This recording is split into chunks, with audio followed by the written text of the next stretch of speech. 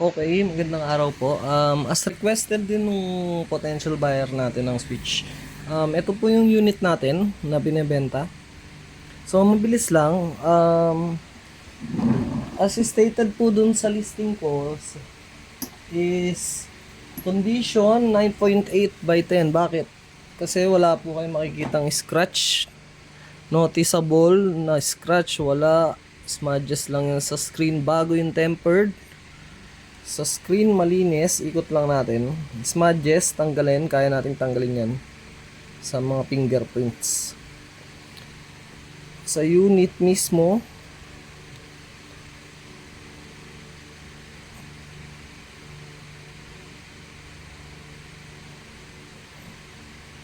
sa gilid, sa sides, dyan yung i-check mo.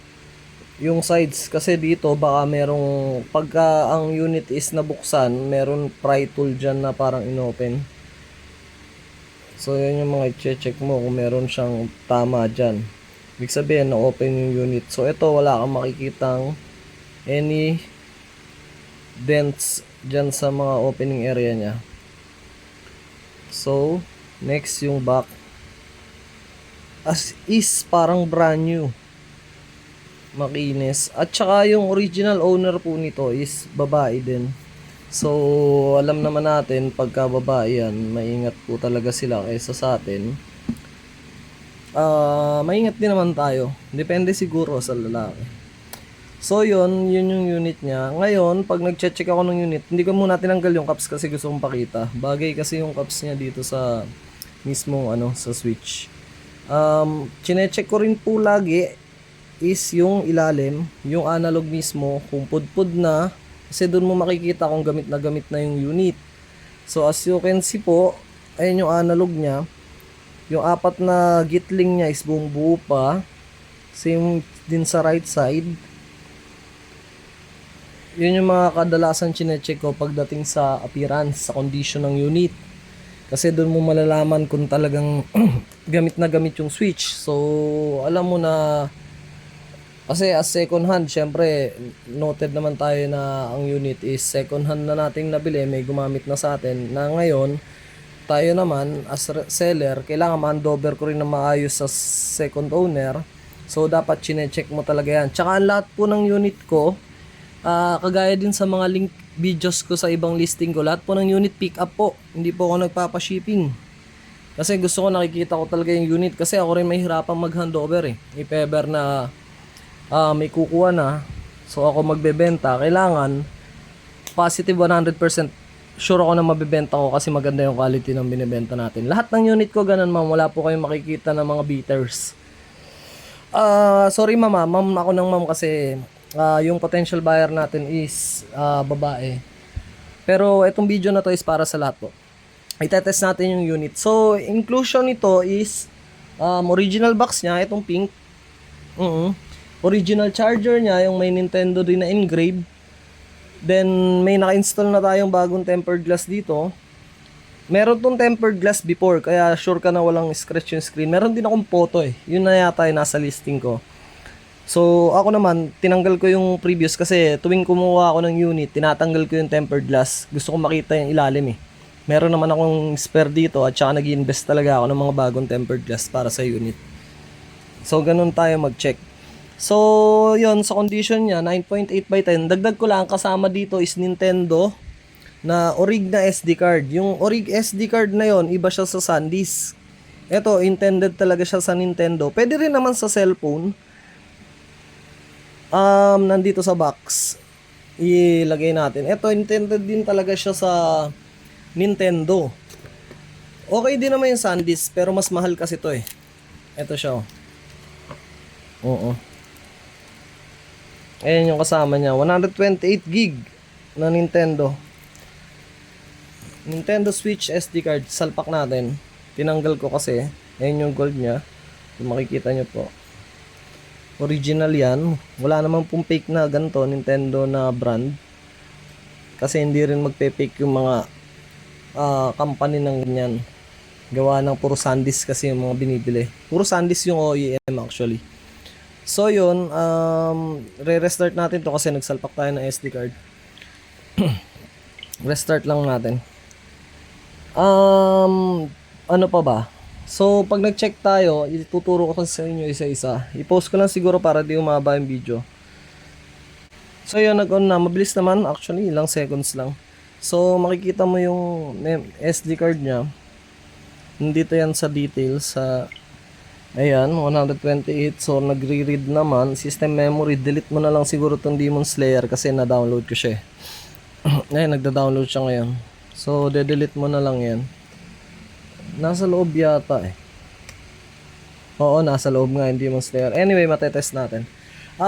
So, number 1 ay chinecheck ko po. Pag kumukuha ako ng unit is yung display. LCD, napakarami pong issue. So, kailangan masinop kang mag-check dyan. Talagang yan ang number 1 na tinititigan ko talaga. Kailangan naka-white team ka tsaka dark team, hindi lang dark team.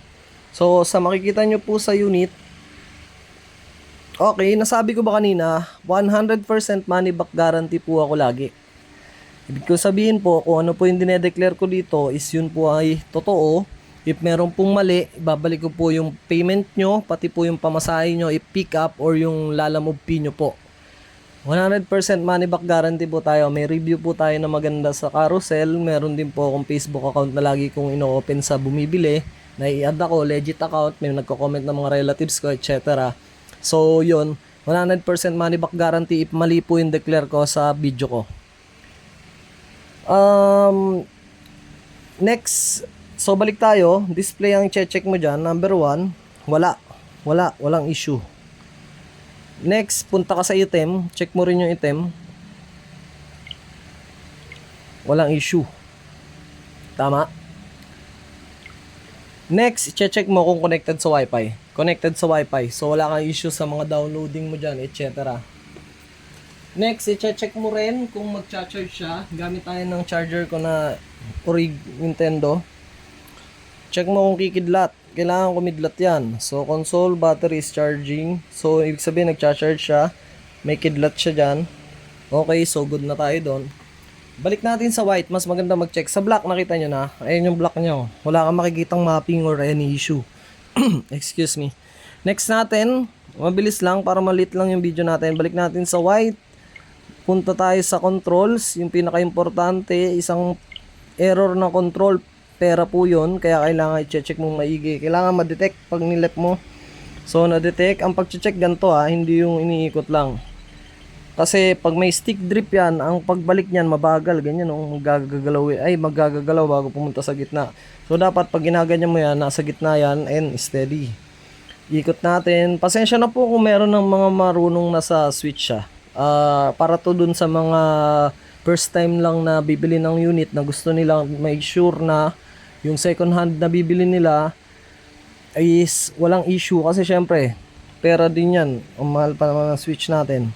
So, next is yung sa right. So, sa left, okay tayo Nakita nyo, inikot ko, then ginanong ko, wala siyang issue. Punta tayo sa right, analog. So, ganun din, ganun ang pag-check nyan. Gaganyanin mo. Then, nasa gitna siya, hindi kumikilos. Ikot mo na rin, syempre. Kailangan di mapuputol yan pag inikot mo. So, yun. Okay, wala tayong issue sa analog. Successfully installed na yon. Pa-delete na lang po ako pagka nakuha nyo na yung unit. Next natin, tetest yung control. Pag nag-test ka ng control, hindi mo pipindutin ng isa lang to. Kasi usually, pag naglalaro ka ng ganyan, kung saan mo mapipindot yan. So, dapat taas, gitna, tsaka ilalim ang pindot. 3. Pag magtetest ka, para sure ka na kahit anong pindot mo dyan is gumagana.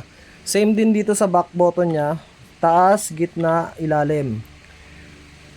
Dito rin sa right, taas, gitna, ilalim. Sa likod, sa shoulder button sa likod, taas, gitna, ilalim din. So yon, goods tayo doon. Negative, 2 pindot. Positive, 2 pindot. Analog na pipindot din. Right na pipindot din. Up, down, left, right, X, YY, AA, BB. Then itong capture, 2. Then yung home button, babalik sa una. Okay, balik natin. Again, buttons, walang issue. Wi-Fi, walang issue. Charger, walang issue. Money back guarantee tayo if mali. Dagdag ko. Ito yung serial niya. Is yung XJJ70034033033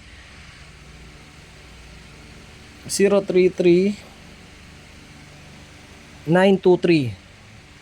Again, XJJ70034033 Para sa yun? Sinabi ko lang po, para pagdating sa inyo ng unit, ma-verify nyo na itong unit na tinetest ko is yung unit din po na na-receive nyo. So okay tayo sa buttons, walang issue. Balik tayo, punta tayo sa touchscreen, isa pang importante. So punta ka lang dito para ma-check mo yung touchscreen. Na-check na natin yung analog, so touchscreen na lang tayo. Na-check na yung analog, yung buttons, pati yung... So dapat yan, hindi mapuputol yan. Pag naputol yan, ibig sabihin may isang dead LCD touch dyan. Unless mapunta ka na lang dun sa mga dulong-dulo yung item. Pero dito dapat sa pinaka mismong LCD, hindi ka napuputol dyan. So, as you can see, napuno na natin ng guhit, wala pong issue. Next natin i-check, mabilis na lang tayo, is yung speaker. Left and right po. Dapat may tunog yan. Dalawang speaker sa ilalim. Okay, good. So yun lang. So far, yun lang po ang kailangan nating i-check. Condition and yung performance. Again, money back guarantee po. Yun lang po. Maraming salamat. If may iba po kayong katanungan, please let me know lang. Thank you.